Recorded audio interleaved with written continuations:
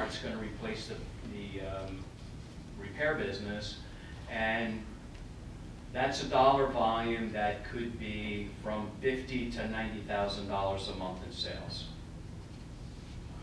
That's about the best way I could describe it. Right. Our expectation of the volume increase is from maybe a solid $50,000 a month to maybe $75,000. That's our expectation. It's a neighborhood station.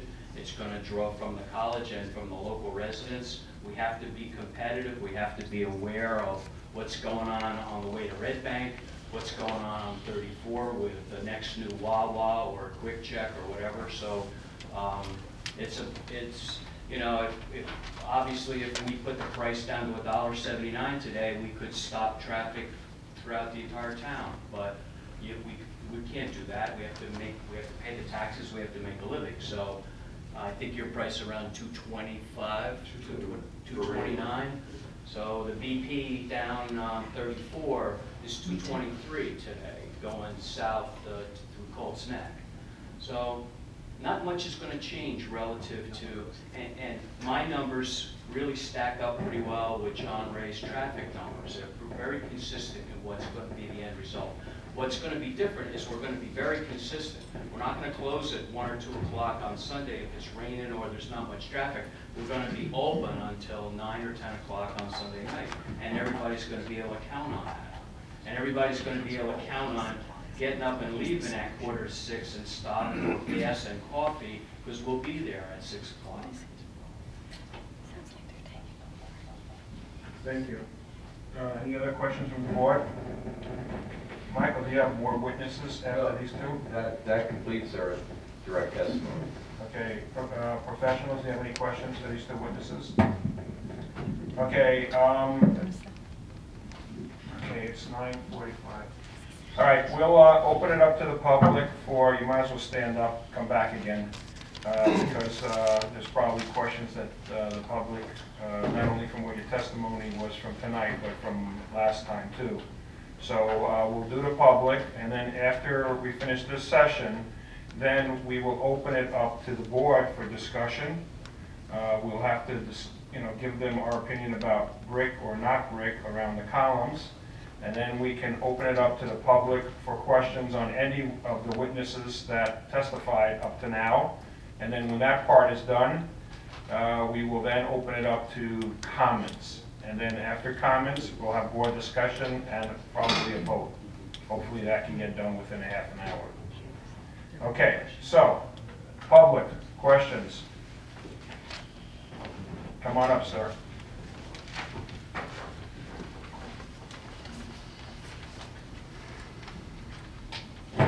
Tom Connors, 28 Candlelight Drive. We talked a little about technology before. One of the questions that haven't come up, since Tony's here, may be able to answer it. How does someone pay for gas in a new setup versus how it is today? There's an island in the middle, someone mans that island, and they pay from there. How will they pay in the new setup? Our state. So they just pay, so in other words, a gas customer doesn't have to get out of the car, walk to the mini mart like someone would do and get paid? No. Okay, thank you. So, will you have, I know we had another application where he changed his pumps. Are your pumps going to have where you can put the credit card right into the pump? Tony currently has dispensers that were probably put in 2000, 2002 by Exxon, and they have card readers so that the attendant takes the customer's card and or the Plenty Rewards card and puts them into the card reader. October of next year, 2017, those card readers have to be upgraded to meet all of the new, the chip, like Right, you're seeing in the chips. stores. Right now, the October of this year, the store, if there were a store there, or if Tony takes credit cards inside, he has to have the chip reader. Exxon is actually indemnifying everybody right now because it should have been done last October, but the technology wasn't ready. When we described the pump islands will be exactly the same size and exactly the same place. They will be replaced because when we dig down to put the canopy footings in, we have to take those islands out. There'll be new stainless steel curb islands that won't rust. The dispensers will be changed to the newest upgraded equipment, which has a video screen, much faster technology for going through the menus for the attendant and the customer. But the customer that comes for gas will still sit in the car and the attendant will take care of the gas until the day that New Jersey will approve self-service. That's not going to change. Yep. We have 4 parking spaces at the pump islands in addition to the other ones that everybody mentioned. But customers can park at the pump island, go in and make a purchase in the store, which is a separate purchase, and then go back and the car should be full and they can drive away. Okay. Everything will be state-of-the-art upgraded. We're getting rid of an oil burner, an oil tank. We're switching over to gas. Everything inside the building will be brand new, basically. We have a brand new septic system going in, which will be, state-of-the-art from the county, which, while Tony doesn't have any problem with the current one, the new one will certainly be the capacity and meet all the new environmental requirements. Okay, thank you. Question from the audience, any more? Is it to any witness or just these No, witnesses? these witnesses, not until we're finished with them. Okay. Come on up.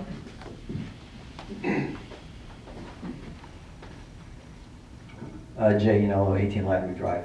Would you envision, we all know that most of the profit margins are made with the mini marts and convenience stores when in a situation like this, and that's fine. Would you envision the pricing structure changing relative to like Aberdeen Madawan because of that, or no, do you still expect a premium at this location? Our anticipation is that, I explained that today the BP was 223. That's the Colts Neck BP, that's a different situation. Abermac, whatever you want to call it, is usually much lower. Yeah, up, if you go all the way up into Aberdeen, all the way to the end, there's a price war going on there, and they could be 201 today or 209. And that's where most people I know go, but that's what. We're not competing with them. Okay, that's fine. And this may get a chuckle, but do you envision selling vaping devices, adult magazines, cigarettes, tobacco, things like that there? Actually, Exxon has a pretty interesting policy about adult magazines, and they're not permitted. So the rest of the things I'm not even familiar with. Vapor smoke devices, you could add various things to the electronic smoking devices. Yeah, well, right now they're not regulated, and they're being sold by the vendors that are selling the convenience, so there'll be e-cigarettes there. Okay, all right, thank you. ATM, I guess? Maybe. Yes. Thank you. Yes, ma'am, come on up, the lady with the pink white vest. I think you haven't spoken yet. No, I haven't. Okay, so let's wait. Hi, good evening, Dominique Patel, 9 Country Squire Lane. Okay, we're going to swear you in since you're new. Do you swear that any testimony you say which you make this evening should be the truth, the whole truth, and nothing but the truth? I hope you got it. I certainly do. Thank you. A simple question. Can you guarantee that this will never become a 24-hour operation? Well, I mean, quite frankly. I thought about that on the way up, because a lot of towns want to restrict it. There's some case laws that say, and you never want to say never. So if you guys allowed a Wawa to move down the street, and they're open 24 hours, we might want to compete with them. But we have no interest in running that kind of operation today. We can't compete, and there's no traffic. There's no traffic to support 24 hours. So the answer But you is can't guarantee that.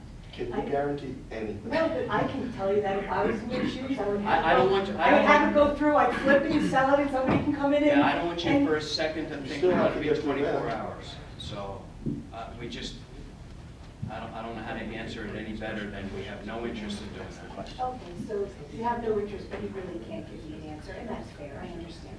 Thank you. Any other questions? Come on up there.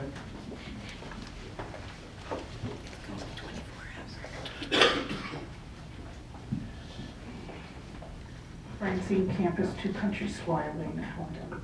You mentioned you're doing something with the septic system. My question is there currently a restroom in the building?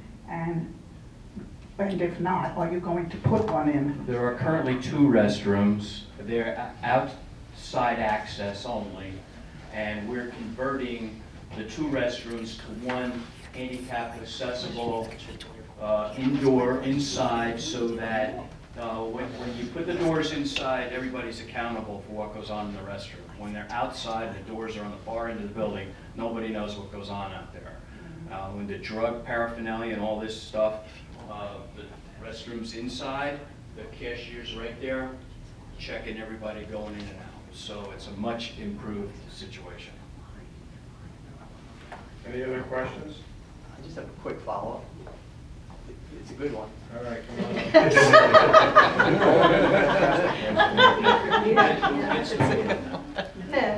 Jay Yanello, 18 Ladwood Drive. If I was in your position, I'd probably want to do the same thing. You're doing this at a later stage in your ownership and in your life. Can you tell us how long you realistically envision keeping this facility? Because there's a general fear in the community by a lot of people that aren't here.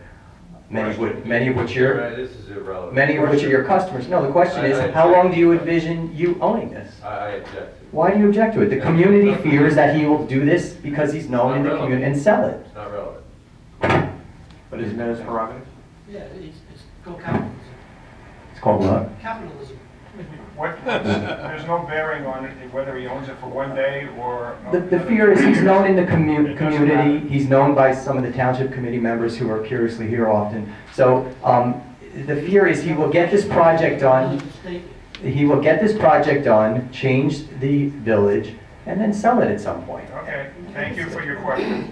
There was no answer, I guess. This one doesn't need one. This one doesn't need one, sorry.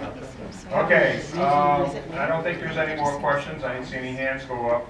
So, board members, before I open up to the public for questions on all of the professionals, do you guys have anything for any of the professionals that they had testified so far? No? I would have one. It seems to me like a number of gas stations are changing to the mini marts as a function of burden absorption. If you have 2 bays and you service 2 or 3 automobiles a day in those 2 bays, you're only generating a revenue out of that space for a matter of 2 or 3 hours. But if you convert it to a mini market, you're now generating revenue out of it for a period of 16, 18 hours. Therefore, you've dramatically altered your burden absorption, and you've reduced your cost per square foot of operating that business. And to me, it's a smart thing to do. And then you add to it the fact that you're not driving 57 Chevrolets anymore. You've got 100,000 miles, and you throw them away. Now you're driving a car that runs 300,000 miles, for which you can't get the parts, and with which you can't install the parts if you had them because you don't have the technology. Are these correct assumptions? Pretty much. Oh, so then it becomes a very normal thing for most gas stations to consider doing because it's to their advantage to do. Right? I want to agree with you, yes. Okay. Thank you. Okay, thank you, board. So I'm going to open it up to questions on the professionals. Some of you had questions and we held you off until this point. So you can ask your question that you had earlier that I said save that for a different professional. And then we'll open it up to comments. And then we'll close the public hearing portion and then board discussion will go. Okay, sir in the back. Not the other one further closer, right? He's up there. My question was a combination of the variance for where the canopy's going to be and the entrance coming off of 520, where the pillars will be versus where the highway is and where you enter. How close is that all? Because I know it's a big difference, I think by 49 feet from what the variance was being asked for. Well, Andrew, the engineer's coming up. He can tell you all about it. And I might fill in a little marketing piece if we need to. Yeah, we're gonna quickly swear you in and get you on the record because it's your first time tonight. Do you swear any testimony statement you make this evening should be the truth, the whole truth, and nothing but the truth? Yes, I do. We got. Can you please give your name again for the record spell? Andrew Comey, C-O-M-I. C-O-M. M is in Mary. I. I, yes. And your role with regard to this application, you are the civil engineer who prepared the site plan and testified at the last meeting? Yes. Okay, thank you. The question was relation of the supports for the canopy compared to, if you want I know there's a right-of-way on I'm not sure what the difference is between the Okay. right-of-way and the road itself. Okay, What is the difference of where, between the right-of-way and the road, and what are we talking in terms of distance, in terms of safety with cars coming into where the new location will be? Understood. So the right-of-way is what's shown here as this bold line, which is offset from the actual physical roadway edge, or curb edge, by approximately 13 feet, I believe. And so that is that distance, and the actual pump islands are approximately 20 feet to the interior curb. So there's, if I didn't answer your question, is there any other distance question? So the actual pole coming off the canopy is how many feet from the road, and how many feet coming in from the entrance? The two poles are about 20 feet to the interior of the nearest curb to the pump island. And I guess I would estimate it's about 25 feet to the actual curb line, but unchanged. The existing pump islands will remain, so they're not changing location. So my question or concern is that since if we're getting a variance to do this, normally they would be then about 50 feet away as you come in. Well, the actual requirement is for 50 feet to a building. This is the canopy, which is overhead. So I previously testified that there was no issue as far as safety, having the canopy set back to 13 feet from the actual roadway. Again, it's 1.1 feet to the right of way, which, as I explained, is interior to the actual curb line. And then the pillars coming down, they're closer than most other stations would be as well, or that's just standard where the pillars are located in terms of safety with cars coming in and out? I'm not familiar with too many other stations.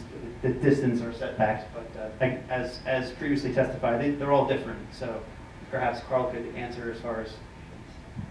And my concerns along the busy intersection there, which is really one lane each way going east and west, cars coming in. There's less room to maneuver to get in where the canopy is going to be along the stanchions.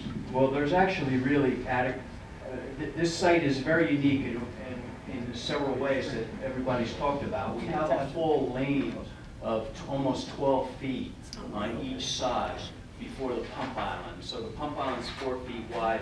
The canopy column is right in the center of the pump island. So from a safety standpoint, there'll be a U-shaped bollard at the end. So if a car comes sliding in and can't steer, it's going to hit the bollard in front of the pump island, not the canopy column. However, we do have sometimes when big trucks come in and they make a sweeping turn and their bumper overhangs, and big wheels, their bumper overhangs, they can barely hit the steel column. And one of the things we need to choose tonight is whether it's going to be a steel column or this larger brick column. And we don't like the brick columns. We've experimented with them all over. I showed you a bunch of pictures where we use steel columns. The brick columns get hit, and when they get hit, they just fall off and fall to the ground. They're a maintenance problem, hard to maintain in New Jersey with the frost, and there's just not a lot of structure around them. So we would prefer to see a 12-foot white column in the center of the pump island, protected by bollards, that nothing's going to happen to it. A car could hit it. It's strong enough that the car's going to bounce off the column. Okay, thank you. And I would just add, I think, Carl, you were specific as far as the bollards, but the island itself is curved as well, so further protection to the column. Thank you. Question? Come on up, sir.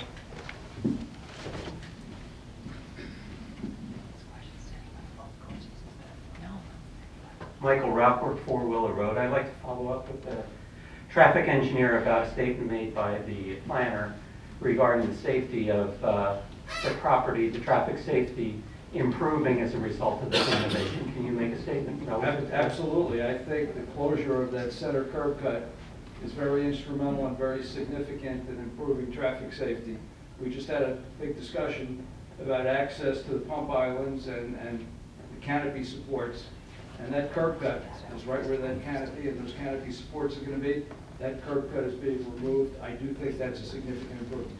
So you're saying, even with the increased traffic, there will be fewer accidents as a result of this property? Didn't say anything about fewer accidents. There may be none, there may be one, there may be two. I'm saying this is a significant safety.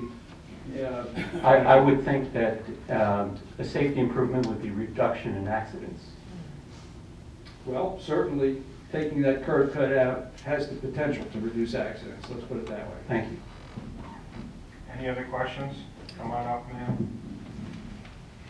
Any other questions? Again, Leah Shea, 11 Ladwood Drive. I have a question. Why hasn't Homedale decided to do its own investigation on traffic study on this?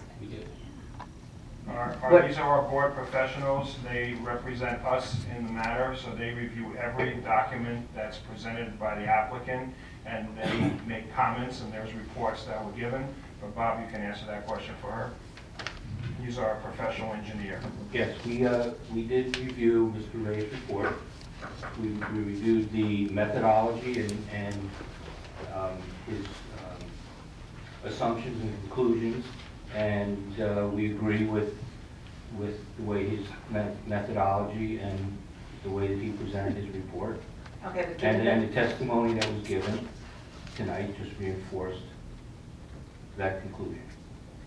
But given the testimony of the local people who use this service station, you know, probably 5 to 6 out of the 7 days, counteracting, I guess, what he's saying, wouldn't you think that it would be in Homedale's best interest to use its own traffic study person rather than rely on somebody who was hired by the person who wants to put this project forward? It was. I've been hired by the township.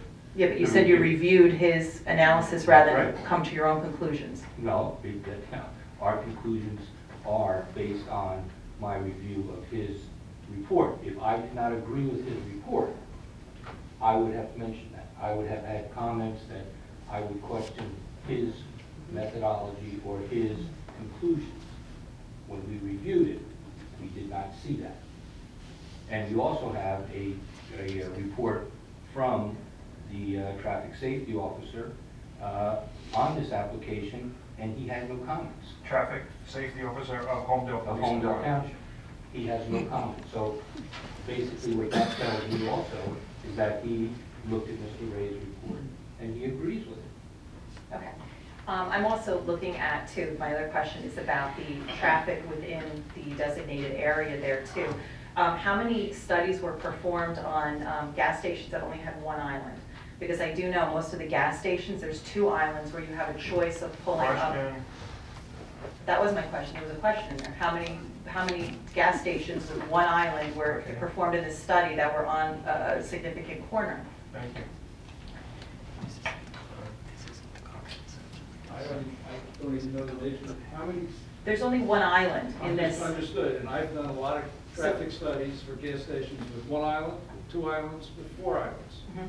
I couldn't tell you how many of each right now because I've probably done 100 or 200 studies. Some of them had 1 island like this, some of them had 2, some of them had 4. I don't have the numbers in my head right now, but I've done sites like this before. Because I think this poses a unique problem in that it's only one island, in that there's only 2 ways to pull in. I've had it. Question. That's why I'm trying sites to like- get to a question. Well, What's the background? Just ask us the question. I understand, I think that's why sites like this do lower volumes than bigger gas stations. And that's why you shouldn't worry about it. This is gonna be a low volume site. It is, and it will continue to be. No, I know, but you With all due also made a respect, Mr. statement Casella. that there's no, very rarely do, landscape trucks pull in there. They're there all the time, which causes a huge problem. And that's what I'm saying. This is significant to, and, independent to this site, not to, Question. others. Question. I would think you would be interested in hearing from the locals who Well, we're have not to up use to this gas comments. station. This is not the comments. But you seem This like is- you're very upset, and I don't understand that. I would want to hear from the public. And you will, and you've been hearing, and I said questions. I'm hearing sighs of exasperation. Well, because we need to conduct this, it's 10 o'clock at night, and I don't know about you, but there's people that need to go and work tomorrow, so we don't want to be here till 12 noon, 12 tomorrow. Okay, so more questions, because we will have an opportunity to let you have your comment, and we will listen to your comments. Yes, sir, come on up.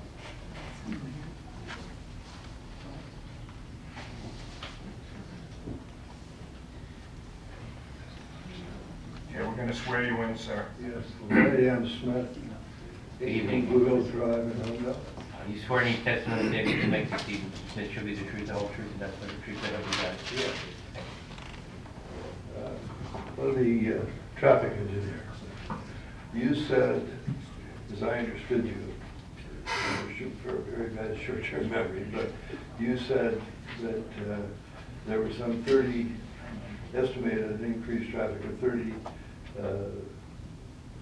accesses to this property, and you said 24 of them are going to come from the existing traffic, and therefore there's no increase in traffic.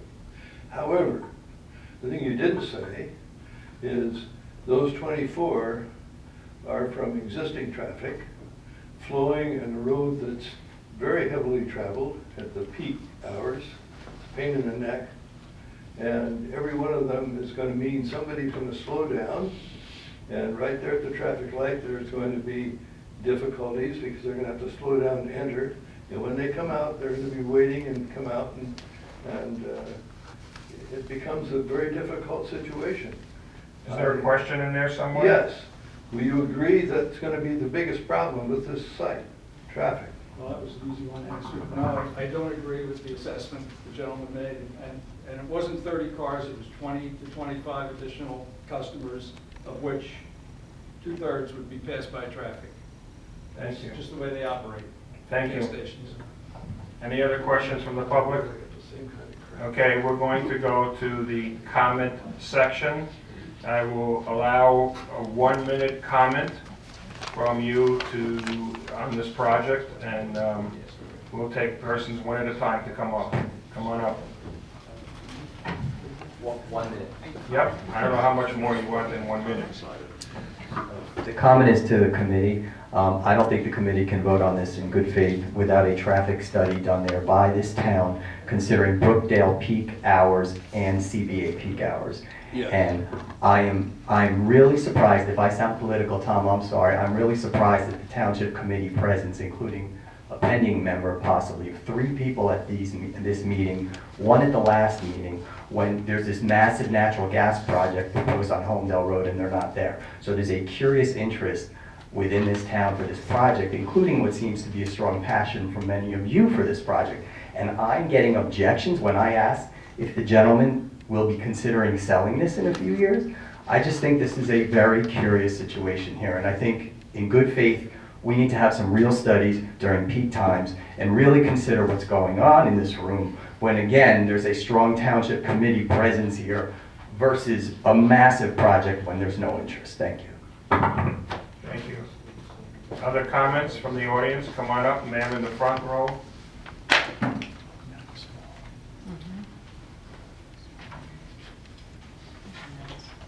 Sue from Cannon again.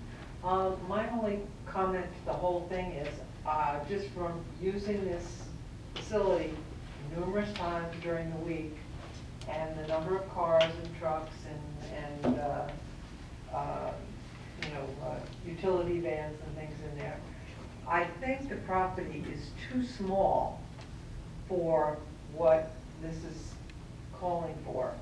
Adding this, new facility for convenience, because people are in and out for that. Sometimes they don't even use the pumps for that, using the bathrooms, etc. But getting in and out of there during rush hours, it's dangerous, plain old dangerous.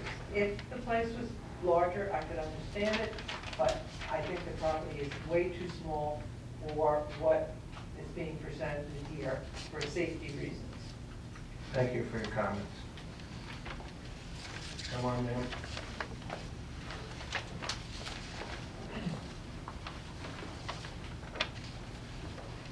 My comment, Francine Campus, my comment is really a question. Well, everything I've heard here, there is a benefit to putting this gas station, and it's to the owner, and I have no gripe against him. If I had an investment, I'd want to make the most out of it myself. But my question is, what is the benefit to the rest of Homedale, the taxpayers in that area who are supporting this town and want to keep it that way? When we bought our homes, we bought it knowing the rules were in place for that area and what could or could not be there. The rules are changing, and I don't know what benefit except for the aesthetics would change. And my concern was, I'm sure that gas station looked beautiful when it was first erected.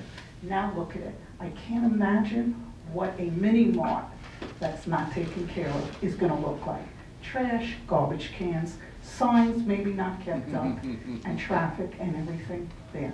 So what is the benefit to Homedale to allow a variance for this? Thank you. Thank you for your comment. Other comments? Sir in the back?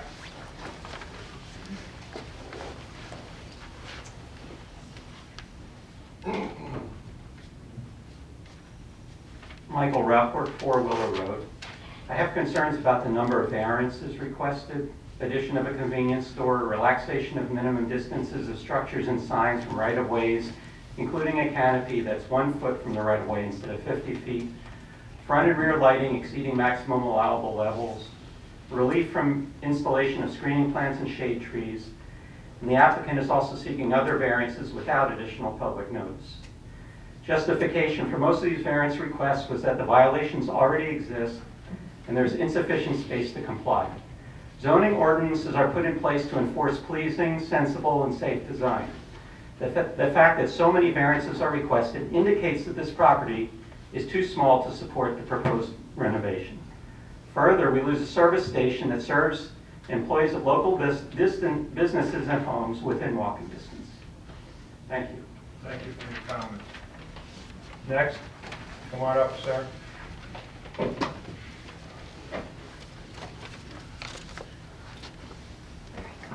Bob Connors, 28 Camelot Drive. My comment is really around the safety of traffic. And I think any of you have been to Craft Olive and you talk to people in there who do a wonderful business in town. He talks about his issue of the trucks coming in, the landscapers coming in, and the issue he has with parking. None of his employees park in that lot, and I'm gonna guess there's at least 10, 12 parking spots there, maybe more. Some gonna park at the fire station, some park next door where the flower place used to be, and he has a major issue going in there. So I think that issue will just extend now to where the gas station is and the mini mart and create a harder time because of where you are with traffic flow in and out. So overall safety concern is mine for traffic, and I'm not quite sure that real study was done on the traffic the way I think it should be from the town itself is really observing and understanding at the peak times. Thank you for your comments. Other comments? Come on up.